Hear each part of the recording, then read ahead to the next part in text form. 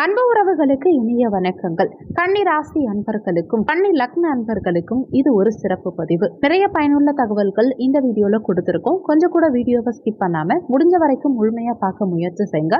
வாங்க வீடியோக்குள்ள போலாம். கன்னிராசியை பொறுத்த வரைக்கும் உத்திரம் 2, 3, 4 பாதங்கள், ஹஸ்தம் 1, 2, 3, 4 பாதங்கள், சித்திரை 1, 2 பாதத்தை உள்ளடக்கியது கன்னிராசி.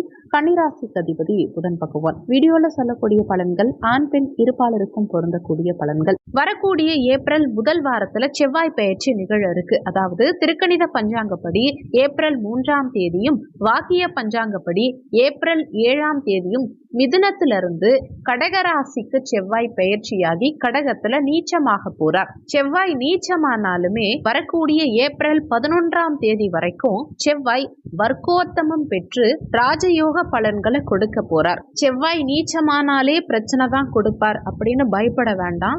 ஏன்னா செவ்வாய் வர்க்கோத்தமத்துல ராஜயோக பலன்களை கொடுக்க போறார். கடக ராசியில புனர்பூசம் 4ஆம் பாதத்துல செவ்வாய் இருக்கார். அதனால நவாம்சத்திலையும் கடகத்திலேயே இருக்கார். இந்த ராசி கட்டத்திலையும் நவாம்ச கட்டத்திலையும் ஒரே இடத்துல ஒரு கிரகம் இருந்தா அதுக்கு வர்க்கோத்தமம்னு பேர். இந்த வர்க்கோத்தம செவ்வாய் வலிமை பெற்றவர், யோக பலன்களை கொடுப்பார். அதே நேரத்துல நீச்சமாகி வர்க்கோத்தமம் பெறும் காரணத்தினால என்ன மாதிரி பலன்கள் கொடுக்க போறாருங்கிறத இப்போ பார்க்கலாம். வீடியோல 2 பாகமா பலன் கொடுத்திருக்கும். ஏப்ரல் 11, 2025 வரைக்கும் வர்க்கோத்தமத்துல இருக்கும் போது என்ன மாதிரி பலன்கள் கொடுப்பாருங்கிறத முதல் பார்ட்லயும், வீடியோவுடைய கடைசியில ஏப்ரல் 11, 2025 இருந்து ஜூன் 6, 2025 வரைக்கும் செவ்வாய் தனிச்சு நீச்ச நிலையில உங்களுக்கு என்ன மாதிரி பலன் கொடுக்க போறாருங்கிறத தனித்தனியா பார்க்கலாம். கன்னிராசி அன்பர்களுக்கு 3ஆம் பாவகாதிபதியும் அஷ்டமாதிபதியுமான செவ்வாய் இப்ப நீச்ச நிலையில லாபஸ்தானத்துல இருக்கார். ஏன் செவ்வாய் பெயர்ச்சிக்கு இவ்வளவு முக்கியத்துவம் கொடுக்கணும்னா, சனி பெயர்ச்சி இப்பதான் ஆகிருக்கு. இந்த சனி பெயர்ச்சியான நிலையில மீனத்துல இருக்கும் சனிக்கும் கடகராசியில இருக்கக்கூடிய செவ்வாய்க்கும் ஒரு சுப தொடர்பு ஏற்பட்டிருக்கு. அது என்னன்னா, செவ்வாய் ஆகட்டும் சனி ஆகட்டும் இருவருமே குரு சாரம் வாங்கி சஞ்சாரம் செய்யறாங்க. சனி பூரட்டாதியில சஞ்சாரம் செய்யறாரு, ராகுவும் பூரட்டாதியில இருக்கார், செவ்வாயும் புனர்பூசம் நட்சத்திர சாரம் வாங்கி சஞ்சாரம் செய்யப்படுறார். இந்த குரு இந்த செவ்வாயையும் சனியையும் இணைக்கிறார். அதுல ராகு சனி சம்பந்தப்பட்டிருக்காங்க. செவ்வாய் உங்களுக்கு அஷ்டமாதிபதி. நம்ம சிந்தனைகளை வளர்க்கிறதாகட்டும், அறிவு சார்ந்த வேலைகளாகட்டும், நமக்கு சந்தோஷம், கலைகள், குடும்ப நலம், ஆரோக்கியத்தை எல்லாம் குறிக்கக்கூடிய கிரகம். இறையருள், தெய்வ அனுகிரகம், பூர்வீகம், பெரிய படிப்பு படிக்கிறது, ஆராய்ச்சி படிப்பு படிக்கிறது, இந்த மாதிரி விஷயங்களுக்கெல்லாம் காரகத்துவம் வைக்கக்கூடியது. சில பேருக்கு ஸ்பேர் பார்ட் சம்பந்தப்பட்ட தொழில், விவசாயம் சம்பந்தப்பட்ட துறை, ஹார்ட்வேர், பெயிண்ட் இண்டஸ்ட்ரி, கட்டிடம், கட்டுமான துறை, இதையெல்லாம் கூட செவ்வாய் காரகத்துவத்துல வரும். அப்படிப்பட்ட அமைப்பு கொண்டவர் அவர். குரு நட்சத்திரத்துல வர்க்கோத்தமமாகி நமக்கு லாபஸ்தானத்துல இருக்கார். அந்த லாபஸ்தானத்துல இருந்தாலுமே 7ஆம் வீட்டில் இருக்கும் இந்த கிரகங்களோட, அதாவது 5 கிரகங்களோட ஒரு சம்பந்தம் ஏற்படுது. இந்த காலகட்டத்துல சுயஜாதகத்துல நமக்கு ஏதோ ஒரு தசாவோ புத்தியோ நடக்கத்தானே செய்யும். சனியா இருக்கலாம், சுக்கிரனா இருக்கலாம், புதனா இருக்கலாம், அதே மாதிரி ராகுவா இருக்கலாம், செவ்வாயா இருக்கலாம், குருவா இருக்கலாம். இத்தனை கிரகங்கள் இதுல சம்பந்தப்படுறதுனாலதான் உங்க சுயஜாதகத்துல என்ன தசாபுத்தி நடந்தாலுமே நம்ம ஜனனகால ஜாதகப்படி அதுல உங்க தசாபுத்திகள்ல சம்பந்தப்படக்கூடிய கிரகம் ஏதோ ஒரு கிரகம் நமக்கு கெடுதல் செய்யும் கிரகமா அமைஞ்சுதா அது நம்ம சுயஜாதகத்தை கணிச்சு பார்க்கும்போது தெரியும். ஒருவேளை இந்த கிரகங்கள்ல 8ஆம் இடமான தடைகளையும் தோல்விகளையும் கஷ்ட நஷ்டங்களையும் வலி வேதனைகளையும் கொடுக்கக்கூடிய கிரகங்களாகும். 12ஆம் இடமான விரயங்கள், பயணங்கள் செய்யறது, அதிகமா செலவு செய்யறது, இடமாற்றம் செய்யறது, தன்னுடைய சக்தியை இழக்கிறது அல்லது தலைமறைவு வாழ்க்கை வாழறது, மிகப்பெரிய ஒரு பாதிப்பு அடைகிறது, இப்படியெல்லாம் 12ஆம் இடம் வேலை செய்யும். இந்த ஆதிக்கத்துல இந்த கிரகங்கள் ஏதோ ஒண்ணு நமக்கு வேலை செய்யும் போது அது சுயஜாதகத்திலே அந்த தசாபுத்தி கிராஸ் பண்ணா என்ன மாதிரி நிகழ்வுகள் நடக்கும்ங்கிறத இனி பார்க்கலாம். இந்த காலகட்டத்துல உறவுகள் சார்ந்த வழியில கருத்து வேறுபாடுகள் ஏற்படலாம். நம்பிக்கை சார்ந்த வகையில நம்ம ஏமாறதுக்கு வாய்ப்புகள் உண்டு. யாருக்கிட்டையாவது நம்பி ஏமாறதுக்கு வாய்ப்புகள் உண்டு. 7ஆம் இடத்துல சுக்கிரன் சனி ராகு இருக்கும் போது எப்படிப்பட்ட வேலை இருக்கும்? பெண்கள் ஆண்கள் சம்பந்தப்பட்ட, அதாவது எதிர்பாலினத்தவர் சார்ந்த உறவுகள் வகையில ஏதாவது தொந்தரவுகள் இருக்கலாம். நம்ம நண்பர்கள் பழகக்கூடிய வகையில பிரச்சனைகள், நம்ம வழக்கமா டீல் பண்ணக்கூடிய ஒரு கஸ்டமர் வாடிக்கையாளர்கள் கிட்ட ஏதாவது ஏமாற்றம் இருக்கலாம். மூத்த சகோதர சகோதரி வழியில, ரத்த சம்பந்தப்பட்ட உறவுகள் வழியில சின்னதா ஆரம்பிக்கிற பேச்சுவார்த்தை, எமோஷனலா ஆரம்பிக்கிற பேச்சுவார்த்தை தேவையில்லாம ஒரு கஷ்ட நஷ்டங்களை, ஒரு சண்டை சச்சரவுகளை உருவாக்குறது, இந்த மாதிரி நடக்கிறதுக்கு வாய்ப்புகள் உண்டு. எல்லாருக்கும் கிடையாது. யாருக்கெல்லாம் இந்த சுயஜாதகத்துல 4 கிரகங்களோ சுக்கிரன், ராகு, செவ்வாய், சனி, குரு இந்த கிரகங்களுடைய தொடர்பு உங்க சுயஜாதகத்துல அஷ்டமஸ்தானத்துக்கு இருந்து அவங்களுடைய தசாவோ புத்தியோ நடந்தா மட்டும் இந்த மாதிரி பிரச்சனைகள் இருக்கும். அப்படி இல்லாம சுயஜாதகம் இப்ப நல்லாவே இருக்கு, தசாபுத்தி நல்லாவே இருக்கு, தொழில் சார்ந்த வகையில நன்மை கொடுக்குது, உறவுகள் சார்ந்த நன்மைகள் கொடுக்குது அப்படிங்கிறவங்களுக்கு இந்த காலகட்டத்துல நிறைய முன்னேற்றங்கள் இருக்கும், மகிழ்ச்சியான நிலை இருக்கும். உறவுகளோட சேர்ந்து கோவில் குளங்களுக்கு சென்று வருவது, திருவிழாக்களுக்கு சென்று வருவது, ஒரு யாத்திரை சென்று வரக்கூடிய அமைப்பு, இன்ப சுற்றுலா சென்று வரக்கூடிய அமைப்பு, என்ஜாய்மெண்ட்டுக்கான ஒரு ட்ரிப் அமைச்சுக்கிறது, பூர்வீகம் சார்ந்த செலவுகள் செய்யறது, மகிழ்ச்சியான செலவுகள் செய்யறது, சுபகாரியங்கள் வீட்டுல சுப நிகழ்ச்சிகள் செய்யறது, சந்தோஷமா இருக்கக்கூடிய நிகழ்ச்சிகள் செய்யறது, இப்படி நல்லது நிறைய நடக்கும். அது உங்க சுயஜாதகப்படிதான் மாற்றங்கள்ங்கிறது இருக்கும். வரும் ஏப்ரல் 11ஆம் தேதி வரைக்கும் வர்க்கோத்தமமாகி நீச்ச நிலையில செவ்வாய் இருக்கார். ஏற்கனவே கலை சார்ந்த துறைகள்ல இருக்கவங்க, பொழுதுபோக்கு சார்ந்த துறைகள்ல இருக்கவங்க, அவங்களுக்கெல்லாம் புதிய வாய்ப்புகள் கிடைக்கும், மகிழ்ச்சி அதிகரிக்கும், பொருளாதார முன்னேற்றம் இருக்கும்.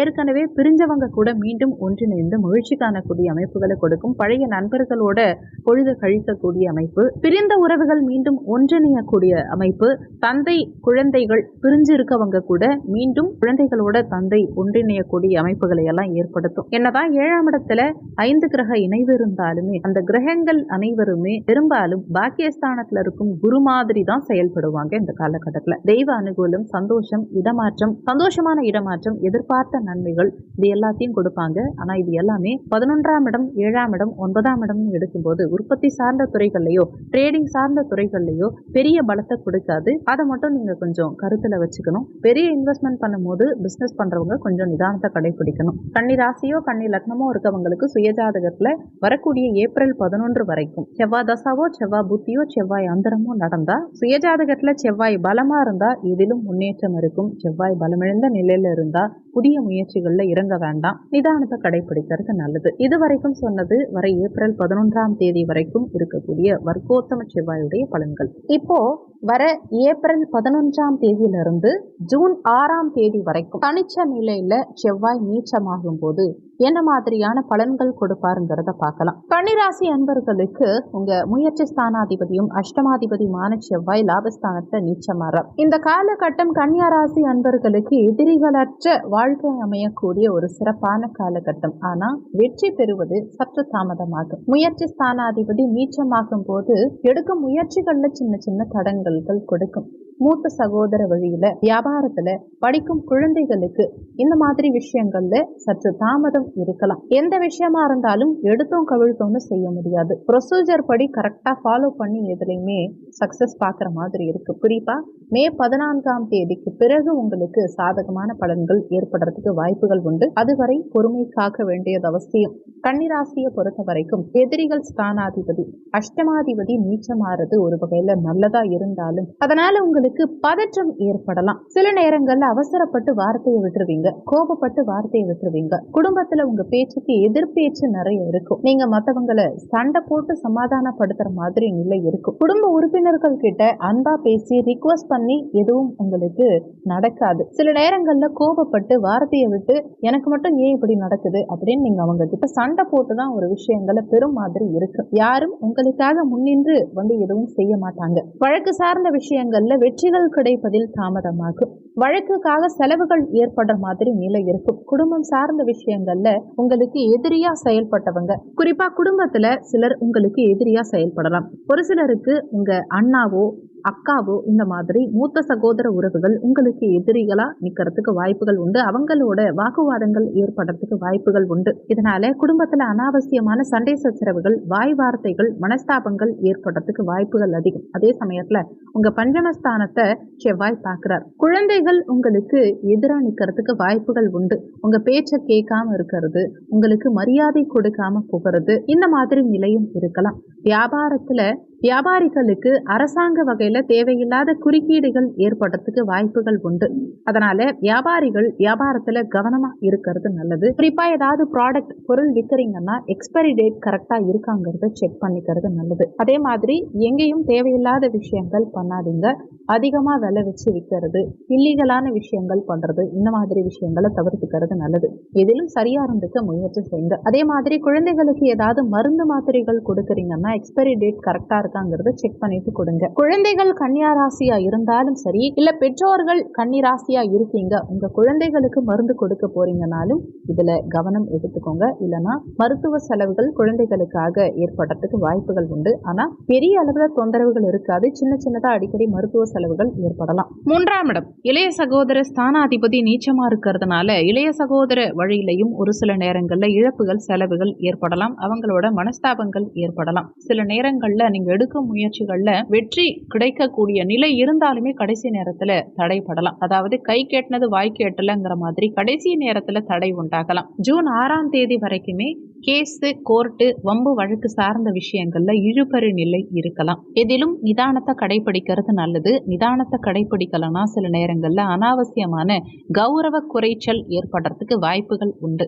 இந்த செவ்வாய் பெயர்ச்சியினால, நீச்ச செவ்வாயினால தொந்தரவுகள் இல்லாம இருக்க நீங்க செய்ய வேண்டிய பரிகாரம் பாலசுப்ரமணிய சுவாமி, அதாவது முருகன், குழந்தை முருகனா இருக்கக்கூடியவர். குறிப்பா பழனிக்கு போனீங்கன்னா பழனியில கீழே குழந்தை வேலாயுத சுவாமின்னு ஒரு கோவில் இருக்கு. அதுதான் திரு ஆவினன்குடின்னு பேரு. அதுதான் முன்னாடி 3ஆம் படை வீடா இருந்தது. அங்க இருக்கக்கூடிய முருகப்பெருமான, குழந்தை ரூபத்தில் இருக்கக்கூடிய முருகப்பெருமான வழிபாடு செய்யும் போது உங்களுக்கு குழந்தை பாக்கியம் உண்டாகும். குழந்தைகளால ஏற்படக்கூடிய மன வருத்தங்கள் இல்லாம வியாபார வளர்ச்சி, முன்னோர்களுடைய ஆசீர்வாதம் கிடைக்கிறது. இது எல்லா வகையிலையும் அனுகூலங்கள் காண முடியும். வீடியோல சொல்லக்கூடிய பலன்கள் கோச்சார பலன்கள். கோச்சார பலன்கள் வெறும் 20% தான் வேலை செய்யும். மீதி 80% அளவுக்கு உங்க சுயஜாதகப்படிதான் வாழ்க்கையில எல்லாமே நடக்கும். இந்த வீடியோல உங்களுக்கு ஏதாவது சந்தேகம் இருந்தா கீழே இருக்க கமெண்ட் செக்ஷன்ல சொல்லுங்க. நன்றி. மற்றும் ஒரு நல்ல பதிவோடு மீண்டும் உங்களை சந்திக்கிறோம்.